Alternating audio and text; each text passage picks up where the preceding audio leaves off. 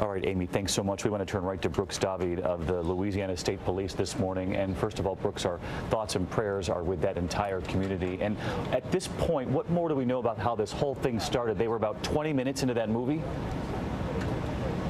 Yes, sir. We do know that about 20 minutes into the movie, Lafayette Police Department received a call of an active shooter inside the Grand Theater. Within 30 to 45 seconds, Lafayette police officers entered that building to neutralize the threat of the active shooter.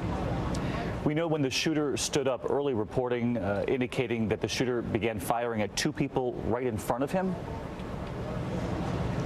We do know that the shooter was sitting in the rear of the theater and started opening fire. We've learned a lot this morning about the hero teachers. We've been told that one of the teachers actually threw herself in front of another one. Yes, sir. We did hear that from Governor Jindal.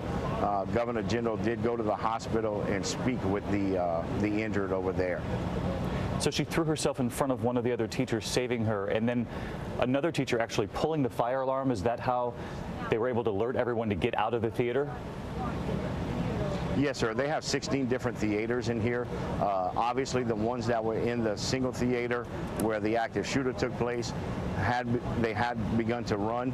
However, that teacher did take the time to pull the fire alarm so everybody else in that theater can exit the building. The quick thinking of that teacher, and in the meantime, you talked about authorities rushing in to neutralize the situation. As you said, it's believed that that's when the suspect then turned the gun on himself.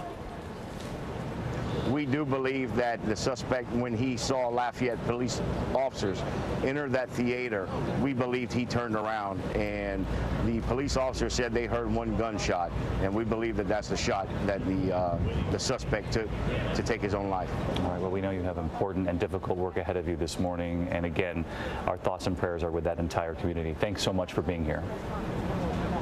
Thank you, sir. Amy? We are joined now by eyewitness Jordan Broussard. And Jordan, good morning to you. Thanks for being with us. Good morning. You're welcome. No problem. I know that you were in a different theater, but in the same building, watching a movie when you heard something. Tell me what you heard. We were across the hall from the theater that had gotten that the gunman was in, and we were about 5 minutes into our showing, and we heard a couple of loud noises. We couldn't tell if it was a part of the movie or the theater. Seconds after, the alarms were set off, and evacuation protocol began. Everybody got out easy and safe. About half our theater was full. When we walked around the back, we came out the back of the theater, and we didn't realize that it was a gunman. We didn't realize it was this serious. As we come around the front of the theater, we noticed cop cars coming in, about 15 officers busting through the front door with assault rifles, and we noticed a woman lying on the ground about 25 yards from the theater with a gunshot wound in her leg. A man had helped her, and she was helped into an ambulance. Cops were securing the parking lot. They pushed us in a back corner of a parking lot, secured all the witnesses and all the people who were still there and had left with their vehicles yet. Jordan, you were there with your brother and your friends. What was that like, standing there in the parking lot, seeing something that I'm sure seemed surreal, but certainly terrifying? Yes, very surreal.